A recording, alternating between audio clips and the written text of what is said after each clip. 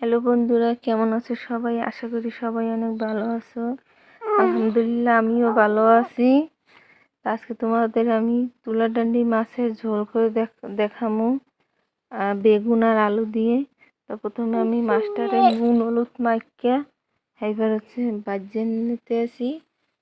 তারপর সুন্দর করে উল্টাইয়া নিতে হইবে। এবার মাছটারে লাল লাল করে বাজিয়ে নিতে হইবে। এবার আমি আলু আর বেগুনটারও সুন্দর করে তেলে একটু লবণ দিয়ে এবার খুব সুন্দর করে লাড়ে ছেড়ে লাল লাল করে ভাজে নেব। ভাজে নেওয়া হয়ে গেলে এবার দিয়ে দেবো পেঁয়াজ রসুন আদা বাটা আর জিরে বাটা। এবার তেলে একটু লাড়া দিয়ে নিতে হবে যাতে কাঁচা পেঁয়াজ রসুনের গ্রানটা চলে যায়। এবার দিয়ে দেবো জলের ভিতরে এবার দিয়ে দেবো হলুদ মরিচ। এবার জলটা সুন্দর করে কষাই এবার এর মধ্যে দিয়ে দেবো আলু আর বেগুন। এর সুন্দর করে কষাইয়া এবার দিয়ে দেবো মৌ দিয়ে এবার দিয়ে দেবো মাছগুলা। তাহলে রেডি হয়ে গেল ফুটাইয়া আমাদের আজকের তুলাডান্ডি মাছের ঝোল। আজকের ভিডিওটি কেমন লাগছে অবশ্যই তোমরা কমেন্টে বলবা।